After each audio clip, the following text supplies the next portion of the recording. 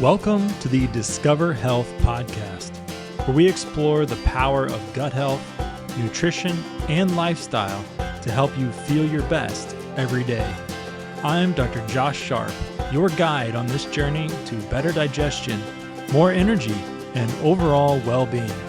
Each week, we'll dive into expert insights, practical tips, and real-life strategies to help you discover health. Ready to start discovering? Let's hit the trail. Welcome back to another episode of Discover Health Podcast. I'm your host, Dr. Joshua Sharp, and today we are continuing our series, 6 Hindrances to Healing. We're on number 5, ignorance. And today we're going to talk about what to do when you don't know what to do. So first of all, what is ignorance and why is that a hindrance to healing? Well, ignorance is essentially something you don't know. There's ignorance where you don't know what you don't know. So you're walking around in complete ignorance and you don't even know that there's things that you don't know. You think you know it all. I think a lot of us were there when we were in high school, or maybe when we were just out of high school. We knew everything there was to know, and there was nothing else that we could be taught because we knew everything. But then as you get older, that ignorance shifts a little bit and you start to learn, oh, wow, there are things that I don't know and there are things that I don't know about. But either way, ignorance is something that you don't know. So today we're going to talk about several types of ignorant people. And I'm not using ignorance as like a put down or anything like that. But these are people that don't know what to do. They're frustrated with their health struggle for different reasons. And so we're going to go through 4 types of people that are ignorant. They don't know what to do. And so the first type we're going to talk about is what I call the used and abused. And this client, like so many that I've worked with in the past, they've already been everywhere. They've already tried everything and they feel stuck because they don't know where to turn next. And they don't know what to do to finally get better, to finally get results. And so this person is told that they've got this condition, or they've been told they've got this condition and that condition, or they went to a different practitioner and, okay, well, I know this practitioner said you have this condition, but actually it's this condition. And so they're confused as to what's wrong. They've been recommended treatment plans. They've been recommended different medications and so much more, but it didn't seem to work. They've been promised results, but they've not had any significant improvement so far. And so for this type, that's what's going on. What I call the used and abused. They've been passed around the medical system. They've been passed around the natural health world, and they feel like they're in the exact same place as when they started. And if that's you today, keep listening, because I'm going to give you some simple, practical steps that you can use to break out of this type of ignorance. So stay tuned for that. The second type of ignorance, and this one scares me a little bit, is called what I call ignorance is bliss. And so other clients that I've worked with, they're walking around with really poor health. They are struggling mightily when it comes to their health. They are struggling with bloating. They're struggling with low energy. They're struggling with no libido. They have poor sleep, or they get out of breath just walking up a small set of steps, but they don't even realize that that's a problem. They just ignore it. These people have been struggling so long, and they've been trying so hard to ignore their symptoms that misery, absolute misery, has become their new normal. And so I call this type the ignorance is bliss, but we might say ignorance is misery, really. And so that's the second type. The third type, this is one that I see all the time, and I think that I can fit into this category so often, and that is the overthinker. I don't know where to start. So this person, this client, they're someone that researches, they're reading the books, they're watching the videos on YouTube or watching videos other places. They're listening to podcasts, but they're almost paralyzed because of overanalysis. They've got too much information, and now they're confused about what things to try, about what's going to work best for their situation. And so this type, the overthinker, they've got all this information. They've got all these good resources available to them, but they're paralyzed by indecision. And I've been there so many times. Then the fourth type of ignorance that we're going to talk about today, and I also fall into this category, that is the DIY person, the person that says, you know what, I'm going to do it myself. I'm going to figure this out on my own. And this person, they at least they realize they've got an issue. They realize they need to make changes to improve their health, but they want to be their own doctor. They want to be in control of their own process. So this person, they take bucket loads of supplements. They're reading articles on certain ingredients or certain products, but they don't have a proven plan or a process. So they're jumping from one product to another product, and they're probably taking a bucket load of supplements. Some of them are unnecessary. Some of them they're overlapping. They're actually taking way too much of something because they're getting it in 4 or 5 different products. And I've seen patients like this over the years. They bring to me in like shopping bags full of supplements. And when I ask, like, well, who recommended this or who recommended that? Oh, no one. This is just something I read about and I thought I should be taking it.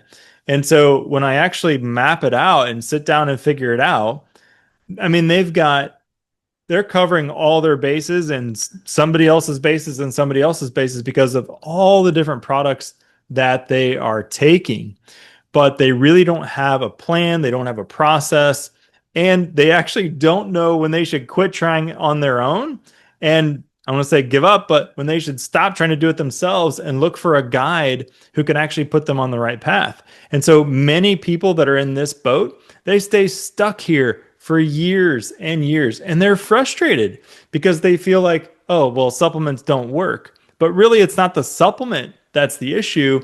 Sometimes it's just about the timing. They're taking the right supplement, but at the wrong time.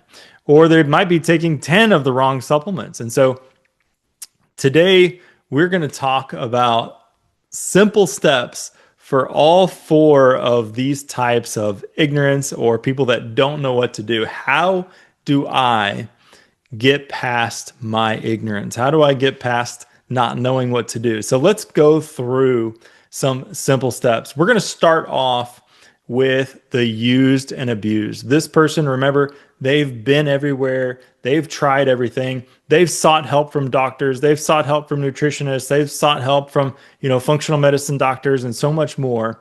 But they feel like at this point, they're unfixable. They don't have hope.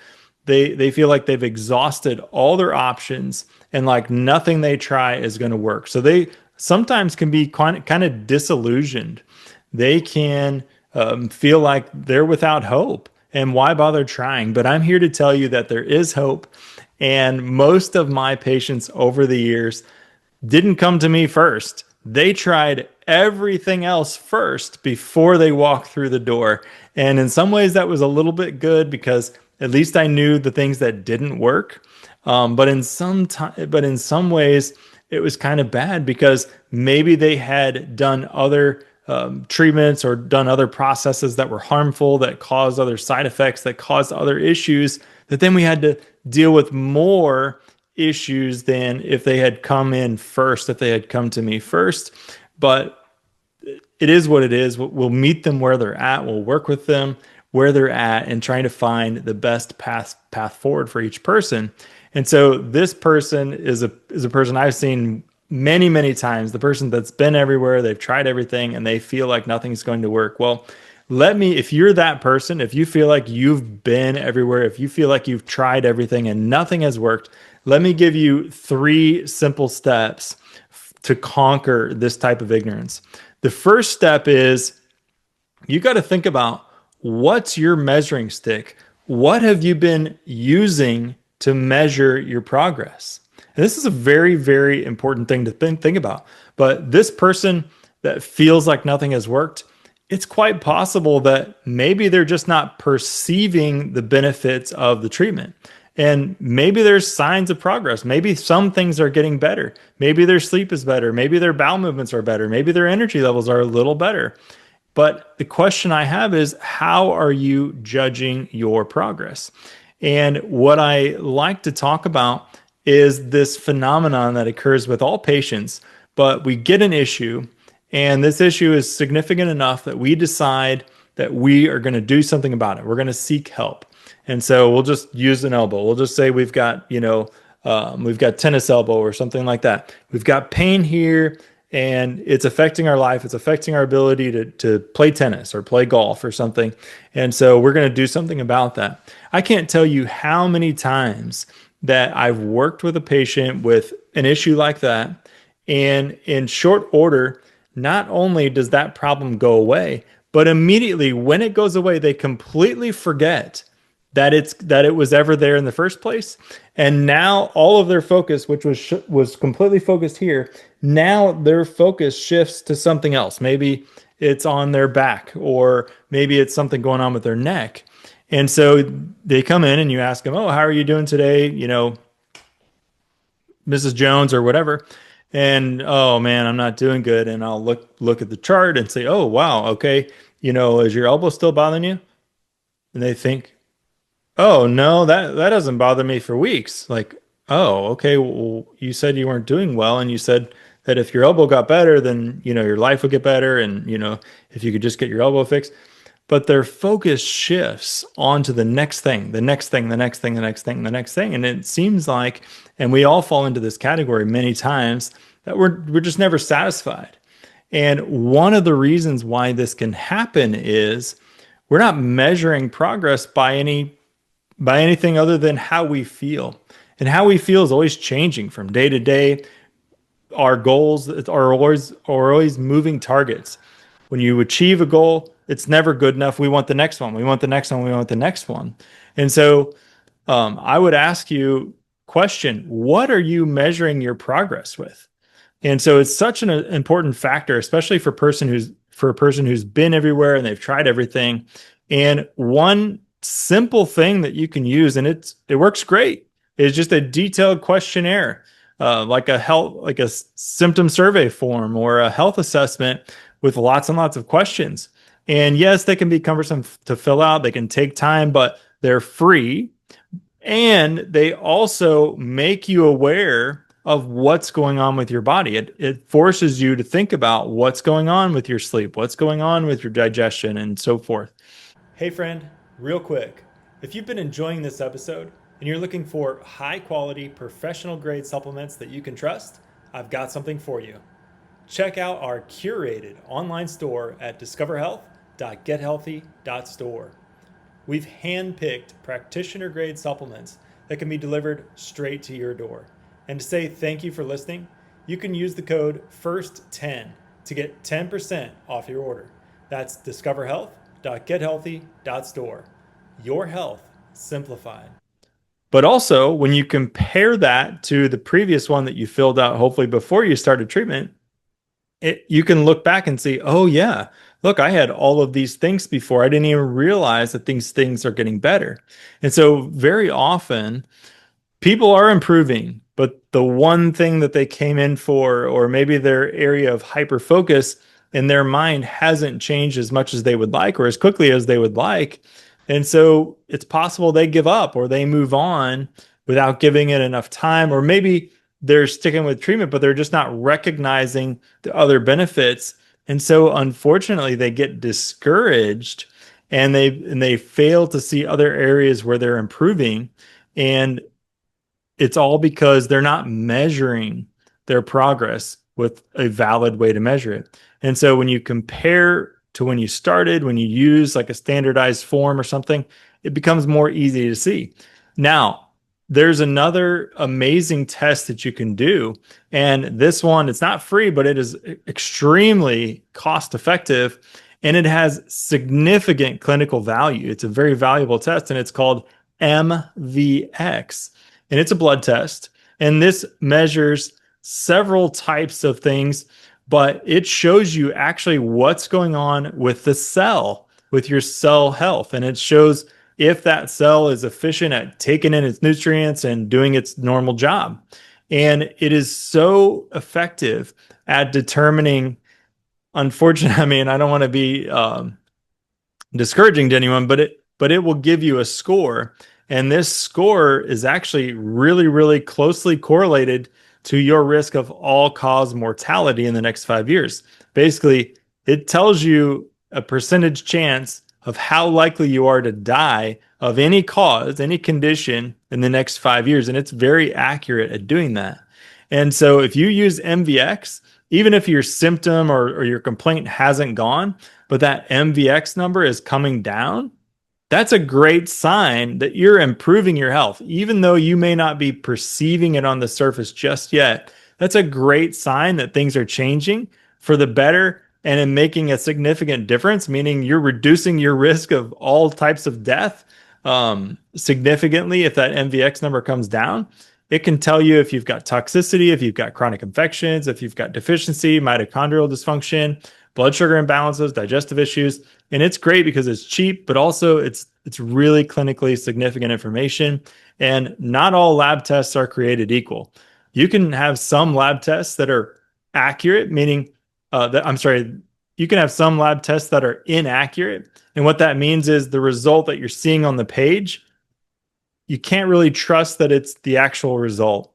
And an example of that would be like testing for Lyme disease. Well, it's notorious for producing false positives, meaning it tells people that they have Lyme when they don't. And it's notorious for producing false negatives, meaning that it tells them they don't have Lyme disease when they do. And I think, and I don't know if this is still true, but at one point, the best test that we had available to us for testing Lyme was only accurate 30% of the time, meaning 70% of the time it was giving you the wrong result. And so if you're using a test that isn't very accurate, then you can't really rely on that to give you great information on whether or not your treatment is working or successful. Or there's plenty of tests out there that are very accurate, but the results really don't have much significance in terms of meaningful information. And I hate to point one out, but one of those tests is TSH, like thyroid stimulating hormone. And I mean, I cannot tell you how many clients that I've had over the years. They get a TSH test and it says that their thyroid is normal, but they still have lots and lots of thyroid symptoms. Their heart rate's irregular. They've got, extreme fatigue, or maybe they have, digestive issues, or they've got, all kinds of other issues that go along with thyroid conditions. But their lab test, the TSH, looks normal. And yes, it's telling you the truth about how much thyroid stimulating hormone is in your blood. But what's crazy about a test like TSH, 20 minutes later, you could get a completely different result. And 2 hours after that, you could get a completely different result. And so, yes, it's providing accurate information, but it's not always clinically significant, meaning what the test says doesn't always give you a clue as to what the patient's feeling and what's actually going on in their body when they walk out of the office. And so there's lots of tests like that don't really have a lot of meaningful information. And so moving numbers up or moving numbers down on a test, it may look good on paper, but when the person is no better for the long term, what have you really accomplished? And so there's also tests out there that they're great. They can really tell you a lot about what's going on, but they're so expensive that doing a retest, it's just really impractical. It's really hard to justify doing a second test to see if it changes things. And an MRI is an example of that. Taking care of people that had disc issues, getting an MRI a lot of times is very expensive. I mean, we'll just say $1,000. And so if a person's feeling well and they're moving pretty well, then, like getting a second MRI, having a patient spend another $1,000 may not always be worth it. And so I would say step one for folks that are in that camp of feeling like they are used and abused, they've been everywhere, they've tried everything, I would say step one is choose a good measuring stick and then test and retest. Figure out if you're actually getting better from a more objective standpoint. And that objective standpoint can actually be your subjective symptoms, but just do it in a standardized way, like a standardized form, like a questionnaire. Step two for the person that feels used and abused, like you've been everywhere and tried everything, would be to examine your methods. And so what I'm saying is some types of treatments, they actually can create other problems or they create side effects. And sometimes this can be worthwhile. It's a trade-off, right? But many types of treatments that are out there, they simply cover up some symptoms and it does this for a while, but then under the surface, it's creating more and more problems. It's creating imbalances, it's creating other issues. And so after that period of treatment or a period of taking a medication or whatever that might be, you're actually worse off than when before you started. And so certain medications are notorious for not only being ineffective, but also for creating other problems and becoming like a snowball effect. And I was going to go through a list of these different medications and for how many people they actually helped, the rate of failure. And I didn't want to do that. But there's so many medications out there that for every one person they help, they might fail to help 20 or 15 or something like that. And so very, very seldom are those medications actually beneficial for the average person. And so if that's the case, then a lot of times you're taking those medications for not a great reason, potentially. And a lot of times you're going to be worse off because of the side effects and the imbalances creating that it's creating, that you're worse off than when you started. And again, we talked about the snowball effect, but for some medications, maybe it does help change the symptom, or maybe you're not perceiving some of the symptoms that you had before, but unfortunately you get a side effect. And so then you got to take another medication because of the side effect that was caused by the first medication. And then that second medication also causes a different side effect. And so you could take another medication to deal with that medication. And so next thing you know, you're on 5, 6, 7, 8, 9, 10 different meds. And a lot of them are purely there to deal with side effects created by some of the earlier on medications. And so for a doctor, their consideration list should include things like, okay, this treatment that I'm about to recommend, first, will it harm the patient or will it help the patient? And a doctor is supposed to consider first, do no harm when it comes to treatment. And I don't think many treatment options that are out there in the Western medical world today would actually pass that test. They don't follow that rule. And so you might be thinking, well, I'm not taking medications. I'm not, doing, dangerous treatments or anything like that. But I would also say that if you're using natural treatment methods like herbs, vitamins, supplements, or even some therapies that are more natural, like hyperbaric oxygen or ozone, it's not always a safe assumption that there are no potential downsides of treatments and there's no potential risks. There's always, potentially some risk there, but you do everything you can to try to minimize those risks. And so many supplements out there, they're not FDA regulated. And so that may mean that maybe they've got poor quality control for raw materials. Maybe the first batch of supplement they produced, they were really, really discerning about where they got their raw materials. We'll just say, psyllium husk or something, where they got it from and the quality. And then after that, to cut costs, maybe they didn't sell as much of it as they would like, or maybe they had higher expenses. Maybe that second batch, maybe they're not going to the same high quality source for that psyllium husk. Maybe they're going to a different source and they're taking kind of the seconds or the thirds, the B, C, D grade psyllium husk, and they're using that instead. And so maybe the first time you took a supplement, it worked great. And then the next time, next bottle, it wasn't so good. Well, that may be poor quality control.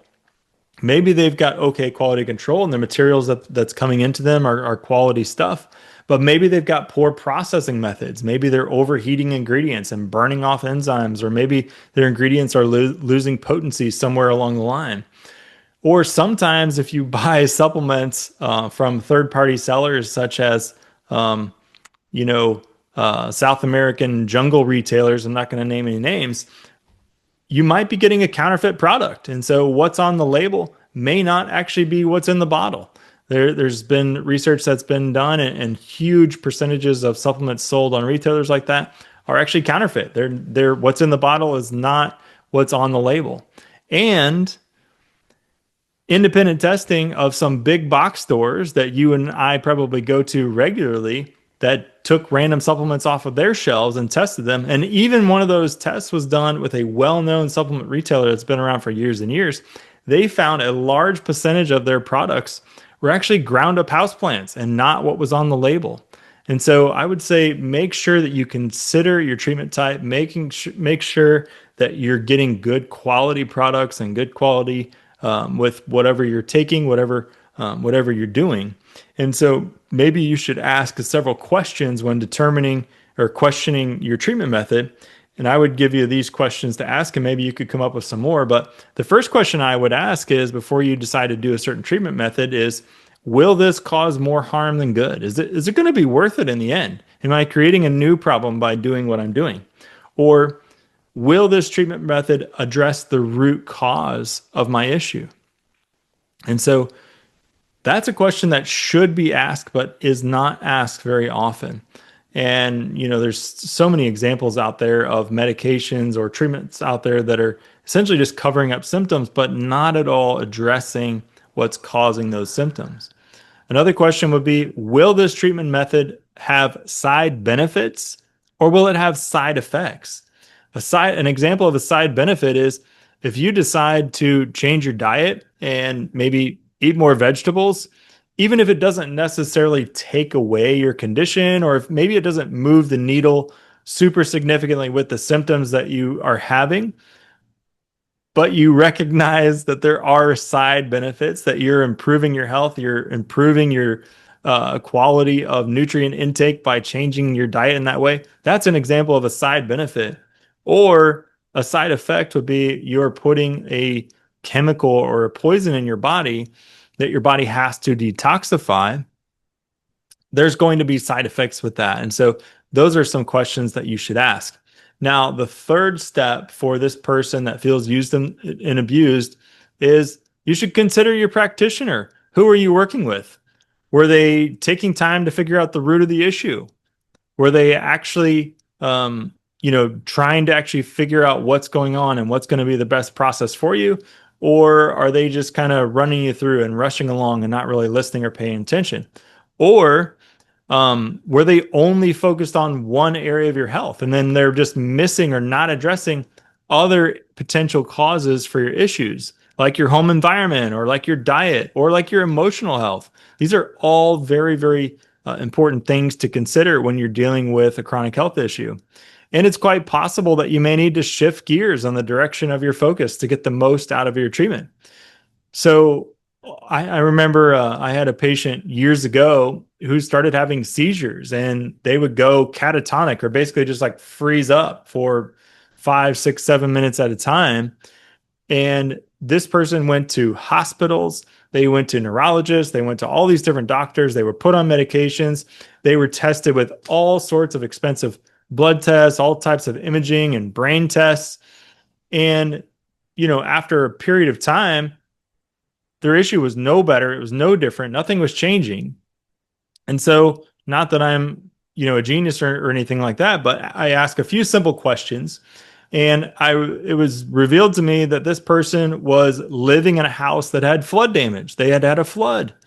And, the water went down and they, did what they could, but they still lived in that house.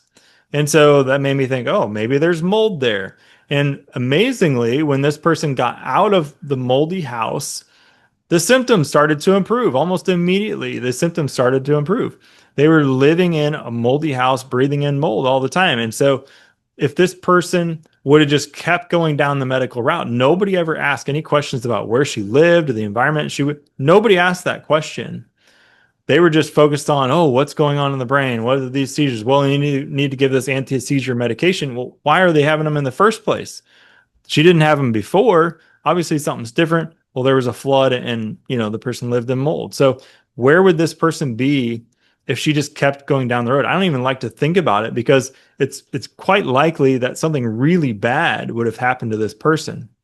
And so step 3 for the used and abused person is consider your practitioner. Who are you working with? Find someone that's willing to look at different areas of her life to see if there are things that need to be addressed outside of taking medications or outside of just trying more supplements or changing supplements. It might just make all the difference. Now, we're going to move on to our second type, which is the ignorance is bliss type. And this person, they're a walking disaster area health-wise, but they don't know it. Or maybe worse yet, they know it, but they don't seem to care. They just want to ignore it and go on and pretend like it's no big deal. And I think this happens so often. People just get used to trying to just push through symptoms, so much so that they often ignore the warning signs that their body is asking for help. It's begging for help. And this can go on for years and years, and eventually they have a major crisis. Or in some cases, unfortunately, that major crisis, the first, significant symptom, is something that could kill them, like a serious heart attack or something like that. Don't let this be you. So what are 3 steps for the blissful ignorance, or the ignorance is bliss type? Well, I would encourage that person to take some time to be aware. Know what's going on. This can be something as simple as filling out a symptom survey questionnaire to help you become aware of things that aren't normal, things that you are seeing happen every day, but you're not recognizing as an issue. And if you know there's an issue, if you figure out, oh man, maybe there is something going on here, then you can take steps to work on it before it becomes a crisis. So here are a few questions to ask yourself to help figure out if you should seek some help to improve your health. So number 1, and this is a question that I ask all the time in practice, and that question is this: are you pooping every day? Every day, at least once a day. It should be sausage shaped. It should be well-formed stools. Are you pooping every day? If you're not going to the bathroom every day, that waste is building up in your body. And you say, oh, well, I only go every 2 or 3 days, and that's normal for me. That is not normal for anyone. Maybe that is common for you, but common does not equal normal. That is a problem. You need to be eliminating waste, preferably more than once a day, because if you don't, all of those toxins, all of that waste is clogging up your body. It is preventing your cells from being able to drain their waste. And when they can't drain their waste, it's like they're bathed in their own filth. And when they're bathed in their own filth, they can't take in nutrients. They can't produce energy efficiently. And so it affects, over time, every aspect of your body. And it becomes a big problem. So the first question you need to ask yourself is, if you're blissfully ignorant, am I pooping every day? And am I pooping like I should be every day? The second question is, are you sleeping? Are you sleeping at least 7 hours per night? And most people don't place nearly enough priority on sleep. Sleep is when your body does a lot of its own healing. That's when it does a lot of detoxification. And when you miss out on sleep, your body cannot keep up with the demand. Over time, this is like a recipe for disaster. If you're not sleeping, this can be a sign that you're in an out of balance shape with your nervous system, that your nervous system is way out of balance. Or it could be a sign that your hormones are way out of balance. And so it can also be other factors like overconsumption of caffeine or overconsumption of alcohol or something like that. But don't ignore poor sleep. That's a warning sign that your body needs help. Number 3, the third question you should ask yourself is, are you swelling? Do you notice swelling in your ankles or in your lower legs? Do you have puffiness under your eyes? Do you find that you can't take your rings off easily at the end of the day? Swelling can be a sign of poor drainage and poor liver function or poor kidney function or reduced cardiovascular efficiency or so many other problems. But if this problem is left unchecked, it can become a much bigger issue down the road. And the fourth question I would ask if I were one of these types of the blissful ignorant people is, are you digesting? Do you get bloated? Do you get frequent gas or indigestion or reflux? And if that's you, I want you to know poor digestion leads to many, many, many different types of problems down the road. It can cause other organs to have to work harder, like your liver and your pancreas. because they've got to make up for the reduced digestion in the stomach. They've got to pick up the slack for somebody that's not doing their job. And so when those other organs are being pushed to the max, then they're not able to keep up with other jobs and other functions that they do. And so your body is missing out on so many key functions from those other organs that have to pick up the slack.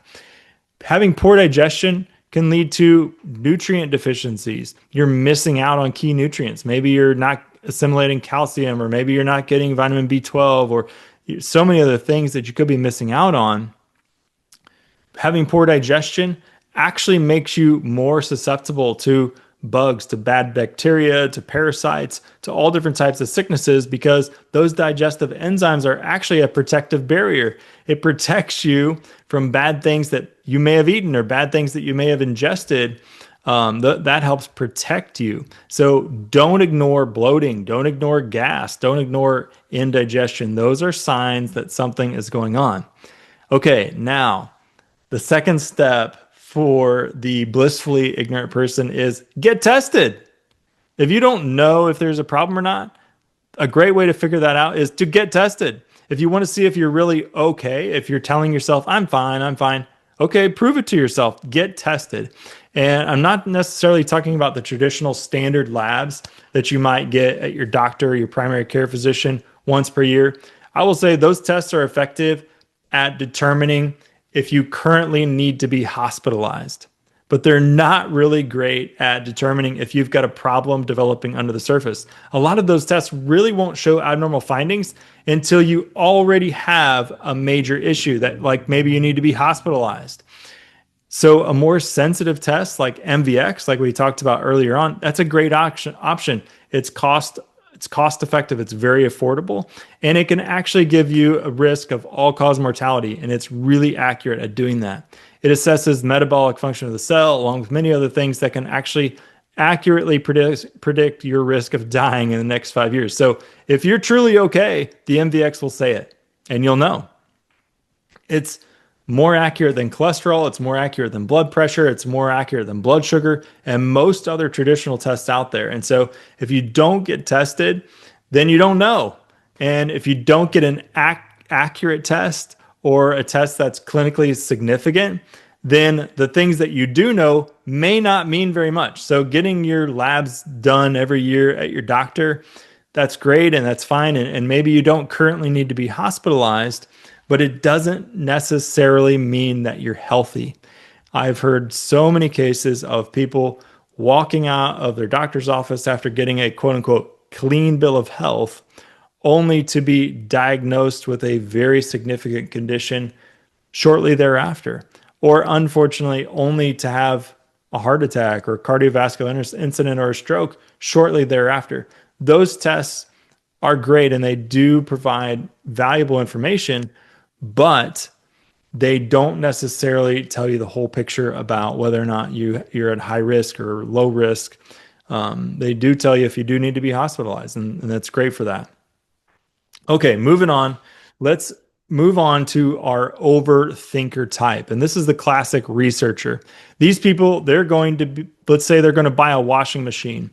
And so what do? They don't just go to the store and pick out a washing machine. No, they got to ask all their friends, what kind of washing machine do you have? How long have you had it? How many problems have you had with it? How much did it cost? They read consumer reports. They watch YouTube video reviews. They contact repairmen to ask advice. And after all of this research, they've spent 2 years researching, and they still don't have a new washing machine because they're still searching for the perfect price, or they're still searching for the perfect machine that has the perfect consumer reports. And if I'm honest, I can actually fall into this category quite often. I can get paralyzed by all the possibilities, and I can overanalyze every angle to the point of indecision. And so I've got 2 steps for the overthinker, and I'm talking to myself here too. Quit talking about it. Quit thinking about it. Just do something. And in this video, in the description, I'm going to give a list of 11 small steps, simple things that you can do to make a difference in your health, and you can start them tomorrow. Pick one. Don't pick 11, don't pick 3, don't pick 6, pick one. Pick one of those things. Put in the comments if you pick one of those things. Put in the comments which one that you're picking. And then also in the comments, I want you to tell me how you plan to implement that small step this coming week. What's your plan for making that part of your life for this next week? If you pick one and you tell someone that you're going to do it, and then you make a plan to do it, the chances of success go way, way up. If you pick one, but you just keep it in your mind and you don't tell anyone about it, the chances of success go way down. If you pick one and you keep it in your mind and you don't make a plan, the chances of success go almost to zero that you're actually going to follow through and do that. And this is great for the overthinker. Pick one, tell someone that you're going to do it, and then make a plan to succeed at doing that simple thing. Don't overthink it. Don't overcomplicate it. If you can't pick one, then get a couple of dice, because there's 11 steps that I'm going to put there. Get a couple of dice, roll the dice. If you roll 2 6s and get a 12, then roll again, but get your number between 2 and 11. I guess you're skipping one if you choose to do the dice thing. And then just pick the number that you rolled and do it. Do that step. Celebrate the progress. If you've succeeded at doing the thing that you picked several times during the week, then celebrate that. Make a big deal about it, because over time, making simple, small changes, that's what ends up making the big difference. It's not the one big thing that you did. It's being consistent with doing simple things, easy things over time. That's what makes the big difference when it comes to your health. And so when you incorporate that into your daily life, the one thing that you picked, if you've done that really well and you've been good at doing it for 2 weeks straight, then pick another one and then go with that one. And if you mess up one day, that's fine. Get right back to it to the next day. I'm going to tell you, give you some advice here. Determine right now, while watching this video, determine right now to be determined that you're not going to fail at this. You're going to stick with it and be successful. One simple thing. Pick one. Okay, the second piece of advice that I would give the overthinker is work with a coach or a practitioner that you resonate with and let them make the decisions for you. Follow their advice and their guidance. Trust that they've already thought it out, that they already have a proven process that they've used on other people. If they are a natural health practitioner with reasonable methods, then don't question it. Trust the process. Look for results and then celebrate the success. And that's going to help motivate you to keep going and not overthink it. Okay, the last type, the DIY type, and again, I fall into this category myself in so many areas of life, but this DIY type has a cabinet or maybe a pantry that's completely full of supplements. And they've researched and they've started taking all these supplements as a result of something that they read or an article they read or something they saw on YouTube. And they've got lots and lots of half-consumed bottles of supplements that are now expired. They have every single free PDF the internet has ever offered, and they haven't finished or followed through with any of those free PDFs or free guides. They watch YouTube videos to learn information that they're never going to put into practice. They're always on the lookout for the newest craze with supplements, or they're always on the lookout for a biohack or a faster way to achieve the goal, but they ain't there yet. And so I'm going to give 2 steps for this DIY type. The first step is count the cost. Count the cost. We often think we can DIY or do it yourself because we think it's going to be cheaper to do it ourselves. And I'm going to challenge you on this. Go to your pantry, go to the cabinet, whatever it is, and add up the money that you spent on the unconsumed supplements. Then I want you to add up the amount of hours that you spent watching videos or downloading PDF guides. Figure out your hourly worth, how much you get for an hour of your work time or an hour of your time. And then I want you to add that up. And then I want you to add up the opportunity cost that this health issue or the problem that you're dealing with What has it already cost you? Has it cost you time at work? Has it cost you time doing something that you actually want to be doing, a hobby, or maybe spending time with family, or maybe traveling? Has this issue already cost you? Has it been costing you sleepless nights where you're worrying about the issue? What's going to happen if I don't fix it? What's going to happen if this is still going on a year down the road? Has it caused shame? Maybe you feel ashamed because you haven't solved the issue or cracked the code yet. And so now all add up all these things, add up all the cost that goes along with that, and ask yourself, was it really worth it? Did you actually save money? Chances are, not only did you not save money, but you could have done several treatment plans. You could have actually produced a lot of measurable results by now, time and time again, and you probably still would have come out ahead financially. But not only would you come out ahead financially, you could have been on a completely different trajectory with your health. But instead, years later, you're still fighting the same issues. And really, when it comes to health, there's no such thing as, staying the same. You're either getting better or you're getting worse. There's no such thing as staying the same. You're either getting healthier or you're getting sicker by the choices that you make each and every day. And that's a hard thing to think about, but it's true. So the time lost, that's opportunity lost. And also it could be health potential lost. Maybe if you've spent years spinning your wheels trying to do it yourself, maybe the possibility of your improvement has reduced because maybe your body is weakened, or maybe you've developed other issues as a result of this issue. And so your chance of getting all the way back to normal is being reduced all the time, that you're still fighting and struggling and not making progress. So step one for this person is count the cost. Is it really worth it to do it yourself? And then step two is let someone who has been there, who has done that, worry about the what, worry about the how much on your behalf. Let the expert worry about it on your behalf. Trust that there are experts who are good at what they do, and they can do it faster and cheaper. It may sound expensive, but in the long run, it's actually going to be cheaper, especially when you add up the opportunity costs. They're going to do it faster and cheaper than you can do it.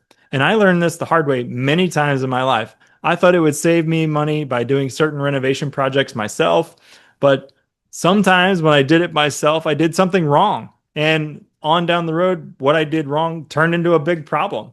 And so not only did I still end up calling someone to come and do the thing, I ended up paying for someone to do it anyway. They had to undo what I had done and then fix the damage that doing it incorrectly caused, and then go ahead and do the thing. And so I spent a lot more money. And not only that, I wasted a lot of time. When I think about, I could have spent a little extra time working at my job that I was good at, that I made a good amount of money at. I could have just spent a little extra time working at my job and then save up the money by doing a little extra work there, as opposed to doing the extra work at my house or somewhere else. Save up the money. Then I could have paid a pro who's good at doing that job. And they could have done it, and they would have done it faster and actually cheaper than I did it. But instead, I worked those extra hours, wasting my time at home doing something improperly or doing something poorly that ended up costing me a lot more in the long run. And so that would have made a lot more sense. It would have saved me time. It actually would have saved me money if I would have just spent my time doing what I'm good at and then let someone else do what they're good at to help me with that issue that I was struggling with. So those are the four types that as I see them, and some advice that I would give to each of those types. And so hopefully now you know what to do when you don't know what to do. Let's get some biblical perspective really quick on this topic of what to do when you don't know what to do. Well, Philippians 4, 6, and 7 tells us, don't worry about anything. Instead, pray about everything. Tell God what you need and thank Him for all He has done. then you will experience God's peace, which exceeds anything we can understand, and his peace will guard your hearts and your minds as you live in Christ Jesus, Philippians 4, 6, and 7. And so don't be an overthinker. Don't worry about it. Find someone that can help you pray about it. Pray to the Lord for advice, for guidance, for knowledge on who you should work with, and the way will be revealed. And then Psalm 25, verses 4 and 5 says, "Show me the right path, O Lord. Point out the road for me to follow. Lead me by your truth and teach me, for you are the God who saves me. All day long, I put my hope in you." And again, that's Psalms 25, 4 through 5. And this tells me that God is trustworthy. He will show us the right path. He will show us the right road to follow if we seek him, if we seek godly wisdom, if we go to his word, if we turn to him when we don't know what to do. And then finally, Romans 8:28, whatever you choose, whatever path you go down, if you're a believer in Christ, then we have this assurance here in Romans 8:28. And we know that God causes everything to work together for the good of those who love God and are called according to his purpose for them. And so we know that whatever's going on, that God's going to make something good out of it, whether that's here while we're on earth or whether that's sometime way in the future when we're with him in glory. We can trust that God is going to make something good out of what we're dealing with. And so even if we choose the perfect practitioner, and even if we choose the perfect path, and it still doesn't lead us where we think we want to go, God's going to use that and he's going to make something good out of it. And so we have that to look forward to. I'm also going to put a link down below this video. And this is a link to a quiz that I created that can help reveal where your energy is being stolen. What's stealing your energy? And so this quiz can reveal, just simply with maybe 5 minutes taking this quiz, it can help reveal some practical areas where you might be losing energy production, where your health might be affected. And then I've put together some just some guides, all totally free, on some simple steps, things that you can do to try to move the needle for your health, depending on what answers or what type you are in this quiz. And that's going to be in a link below this video. So thanks for watching. Thanks for listening. And I'll look forward to seeing you again in the 6 hindrances to healing next week when we continue with number 6. So thanks for joining me today on Discover Health Podcast.